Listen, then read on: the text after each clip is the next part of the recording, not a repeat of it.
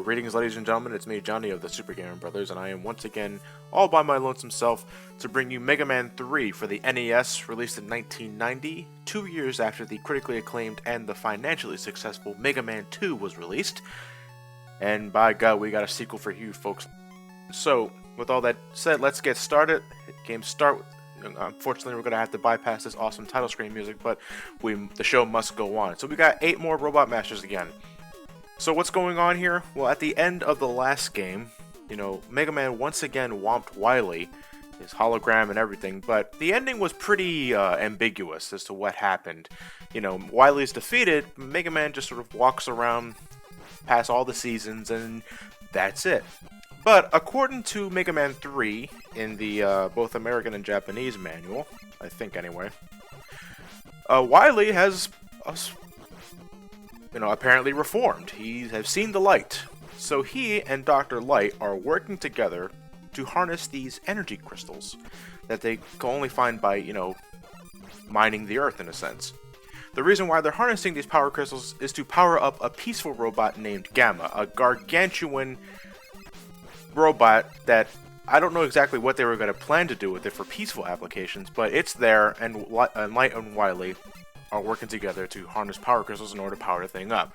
But alas, things are never that simple, and the 8 Robot Masters that Wily and Light built have run amok. They're going rogue, and Mega Man has to once again suit up to take care of the bad guys, all 8 of them, so here we are. Now, in terms of the game itself, Mega Man has seen a new addition to his arsenal, well, I should say movement capabilities. He now has the slide. A maneuver so simple in concept, but it is fantastic regardless. You activate it as simple as holding down on the D-pad and hitting the jump button. Mega Man will slide a few feet, and there you have it. It doesn't sound like much, but damn is it one of the best moves Mega Man has ever gotten.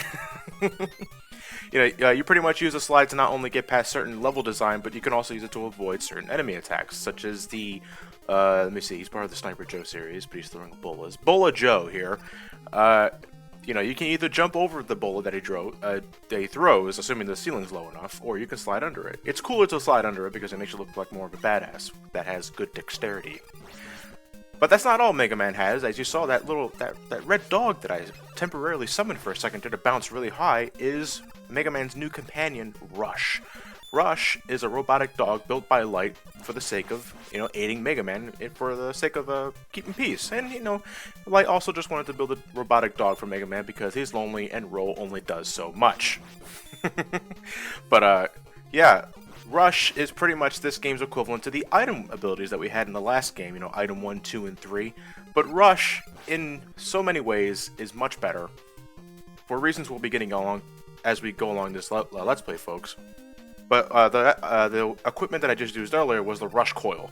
Pretty much you summon Rush for a few seconds, you bounce on him, and you go really high. You can get it for, you can use it to take the upper path in some levels for goodies, or, get to a hard-to-reach ladder. It's all that stuff. I love Rush. This is, to me, his debut is one hell of a debut. But in terms of the first Robot Master I picked, we got Snake Man here. Snake Man is the one I always pick first for Mega Man 3 because I feel in terms of level design and in terms of how much of a challenge he puts up, he's not that bad. Now, the only thing I can tell you to watch out for in terms of the stage itself, as you saw, I had a pretty comfortable time with that stage, but the one thing you should worry about are those cloud platforms that I was bouncing on earlier. For some reason, whenever there's one thing I can tell you not to do while on those cloud platforms, don't jump on them. Don't jump on them while you're riding them. For some reason, the hitbox doesn't seem to like Mega Man, and it likes to shift him left and right, careening him down the bottomless pit. It is a NES quirk that you probably should expect for that kind of programming, but it happens, so don't bounce on the damn cloud platforms. It's the only thing that comes to mind with this stage, because other than that, we got Snake Man here. Snake Man is a two-trick pony. He likes to run to the left, he likes to run to the right. Every once in a while, he will jump straight up to release 2 Surge Snakes. The Surge Snakes only run across the ground, so you can either shoot them before they reach the floor, or you can just jump over them if you're not there in time. But besides that, that's it. This is all Snake Man does, and to me, that's why he makes a prime candidate for your first Robot Master. And after all that's said and done, Snake Man is defeated, and we get that weapon of his, the Surge Snake. One of my favorite weapons in this game, actually. It does exactly what it did in the battle. You can shoot up to 3 Surge Snakes, and they run across the ground. They run across the ground, they can climb up walls, and they can get enemies that are pretty much... It's great for grounded enemies. That's what I love about it so much, because there's a lot of grounded enemies in Mega Man 3. I think it also reminds me of...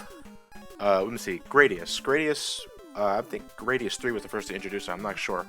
You know, it had those grounded missiles that you can get from options. They hit the ground, and they travel along the ground, and they just completely decimate grounded enemies. I think that's why I love the Surge Snake so much, because it reminds me of that kick-ass missile power-up. But the Surge Snake is also the weakness of our next Robot Master. This is Gemini Man. Gemini Man's stage, not much going on here. Nice to look at, like the blue colors really pop out. But in a way that, you know, doesn't make Mega Man hard to notice, anything like that. These fire pillar enemies, and I must apologize, folks, I don't know all the names of these enemies by heart. That's something you can either go to the, like a Mega Man wiki, like the Mega Man knowledge base. They do a really good job in, you know, archiving all of this data that you could use for your own LP, or just for the sake of getting more story out of the Mega Man world that the instruction manual doesn't exactly cover up. But these enemies are pretty simple in terms of what they do. When they get close to Mega Man, they drop down and drop fire pillars. Very easy to jump over. Penguins, shoot them until they die. That's pretty much all they are. Oh, but what's this? Hey. Okay. I'm pretty sure there's two sides to the story, ladies and gentlemen. Yeah. We got a distinctive 8-bit chiptune playing there for a second, and then this guy shows up out of fucking nowhere. Opens up the way for us. What a nice guy. Basically, this is more of the Rush Coil in action. These little eggs, that's what they have to be, because every time you shoot them, something comes out of them, like little tadpole creatures. Very easy to farm energy here. So in case you're running low on anything, weapon energy, energy in general, you know, feel free to shoot all these little eggs to shoot the tadpoles inside them. You can even get like extra lives every once in a while. So if you really want to be on the safe side, shoot all these eggs. And that thing I shot over there that had nothing but a measly energy capsule was a mystery tank. God damn it, I can't get that life. That's a mystery tank. A mystery tank can contain anything from a small energy capsule, weapon capsule, E-tank, or an extra life. It's really nice when it's an E-tank. It's nice because, you know, it's always nice to have an emergency tank. Energy tank, emergency tank, I don't know. What do you guys call them? For the longest time, I always called them E-tanks because that's what I always knew them as. I never really gave much of what the E stood for, but I guess it could be either energy tank or emergency tank because you usually use it in an emergency situation. But Mega Man 3, compared to Mega Man 1 and 2, is pretty generous with the pickups. Like, I'm pretty sure Mega Man 1 had a few instances, and Mega Man 2, I think, had a few instances where, you know, you had a longer than normal level, and you get to a certain threshold, and there's just this random energy capsule that you can pick up for the sake of restoring your health and getting yourself a move on. Mega Man 3, I think, does that the most between the last two games that we played already. And you know what? I appreciate that, because it keeps me moving. It keeps me going forward. It gives me hope that I can tackle the challenges up ahead. You see, like in this case right here, there's just an energy capsule floating right there. It's not a trick capsule or anything like that. It's just there waiting for me to pick it up thanks to Rush Coil, and there I go. I'm now fully recharged, and I'm ready to kick some more robot ass. This water section here, don't be too daunted by it. You know, the platforms are very segmented, but you'll be fine as long as you just keep moving forward. These Dragonfly enemies, they always zip past Mega Man, and then they'll drop down to Mega Man's current level.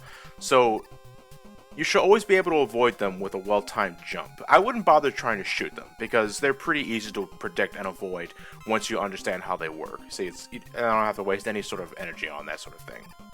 Just keep your ass moving, and don't stop moving, because those fishes in the bottom, they like to shoot those missiles. The missiles can't hurt you, but the explosion they emit can, so be very careful about that, and you should be fine. Basic platforming stuff 101 here, folks.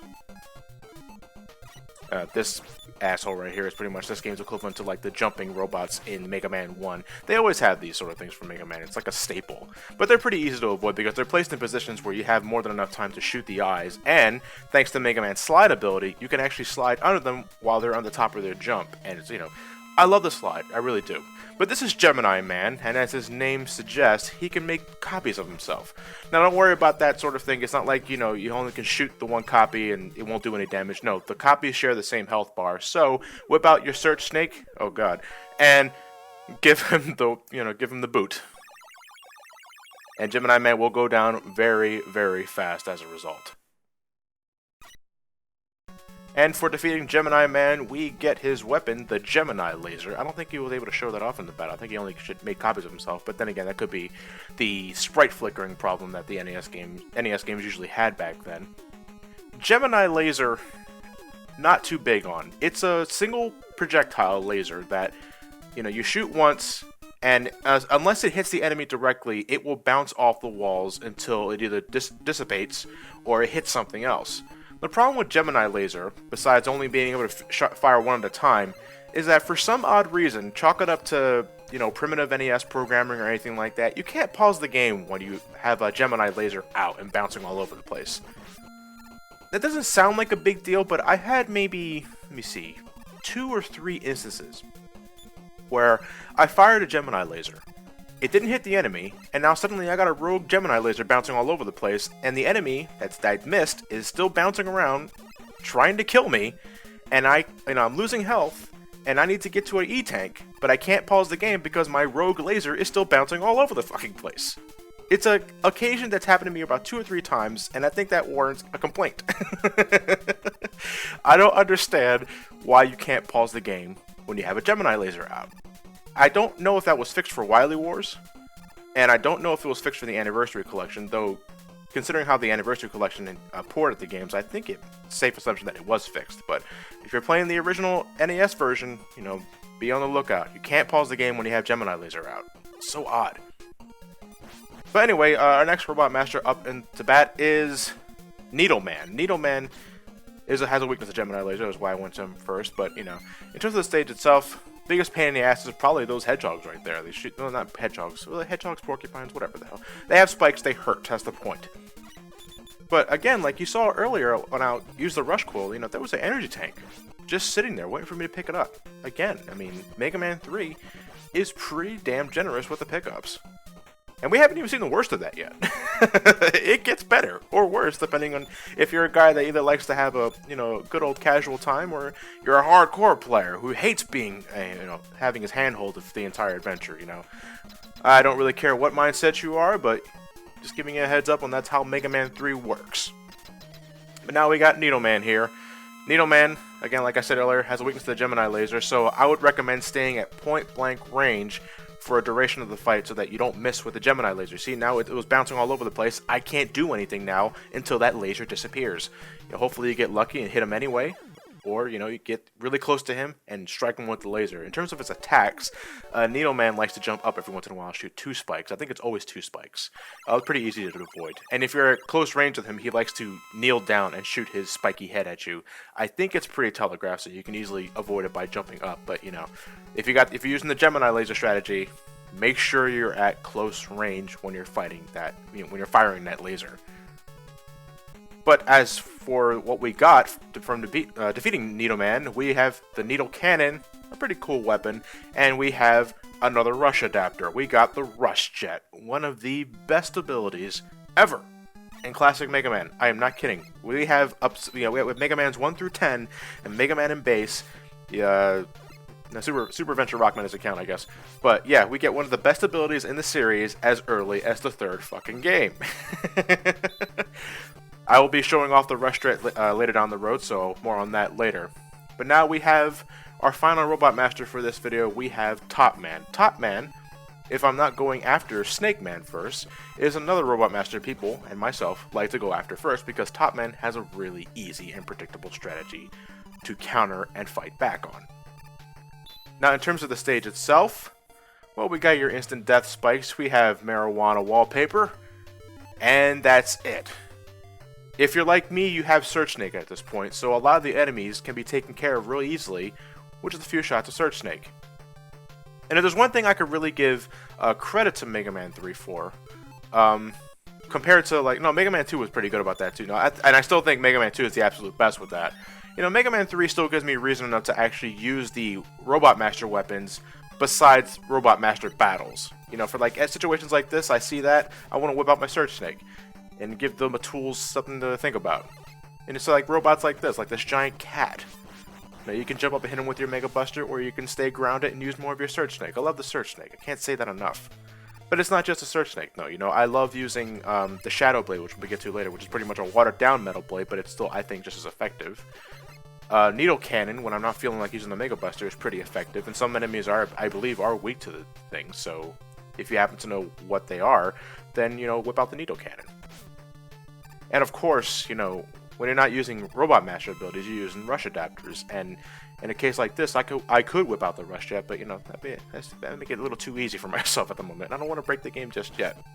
Or in a case like this, you got this Top Man that just likes to shoot all these tops at you. A Surge Snake teaches him a lesson or two. Oh, unfortunately, I'm almost out of ammo here. Okay, but let's show off that Rush Jet. Okay, Rush Jet is pretty much like the Item 2 hoverboard from Mega Man 2, only you can control where it goes in any direction. I'm not kidding. See that? You got this platforming challenge? Fuck you. I have Rush Jet. So sexy. So sexy. But, it has an ammo count, though, so be wary of that. As long as you're standing on top of Rush, the ammo count will go down. But there is a way to exploit that, as I will show you later down the road. The suspense, ladies and gentlemen. The suspense. Okay, so now we have Top Man here. Top Man, as you saw, that's it. That's all he does. He throws 3 tops at you. They will home in at your location after 1 second, and then he will spin to the other side. Lather, rinse, repeat. That's all he does. This is why a lot of people choose Top Man first, because that is a very predictable strategy. He has 2 weaknesses. One is the Needle Cannon, which does 2 points of damage to him. I think the Mega Buster does 2, but I think not. I think it only does 1 point. But his real weakness is the Hard Knuckle, a weapon I don't have yet. I'm not going to get until next part. But regardless, I think the Needle Cannon is easier to hit him with, if only because it has a faster firing rate. The Hard Knuckle is a powerful blast, but you can only shoot 1 at a time, and you have to time it well enough so that you hit him before he starts spinning, because if he spins, you can't shoot him with anything. But that's the end of Part 1, ladies and gentlemen, of Mega Man 3. I will see you guys on Wednesday for Part 2 of the Mega Man 3 Let's Play. If you're wondering why my voice sounds different, I'm not actually using my studio mic. I'm using my headset for this one because I didn't feel like plugging the mic in. But I appreciate you putting up with me anyway. See you guys then.